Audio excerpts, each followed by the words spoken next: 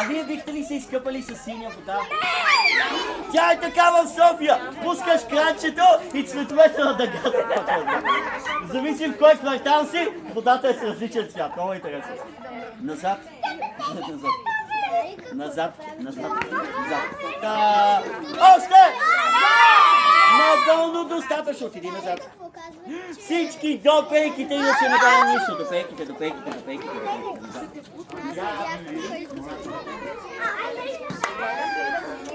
Не, всъщност, Амели, може ли да помагаш? Заповядай ето тук. Заповядай. Всички заставате ето тук и гледаме. Така, това ще ни трябва. Оставаме ето тук. Това заповядай. Не го пи.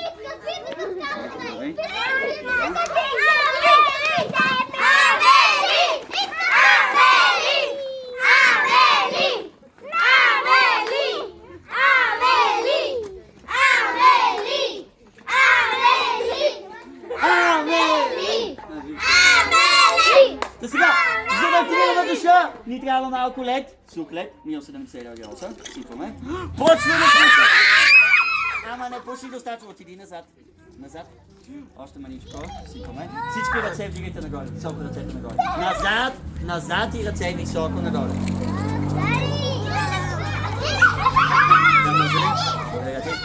Дали ви знаете, когато се къпем, започваме с проблемните зони по тялото. Всички ръце нагоре, високо. А именно, кои са най-проблемните зони под мишниците? Да замиришем на пролет. Ето така. Главата, зад ушите, но не можем да се изкъпем, ако нямаме. Остави чашата.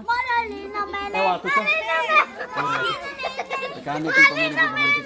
Но вижте, днес в прогнозата видях нещо много странно. Валят сапунени кюфтета.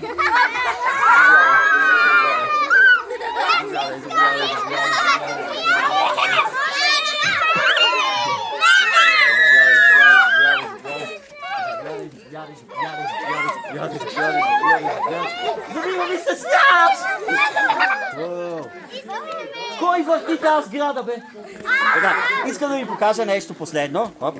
Така, изпани ръчичката, моля те. Не пипаш, изпани хубаво. Така, всички ръце долу. Рожденичкова, изпъвате. Ръце долу. Не се бутаме, не избутаме никой, моля те.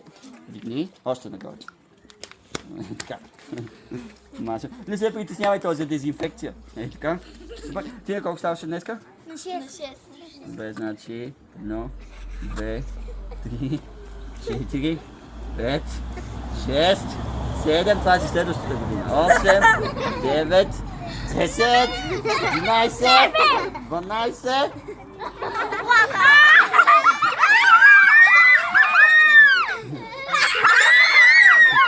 Не я бийте по главата, ще стане като мен.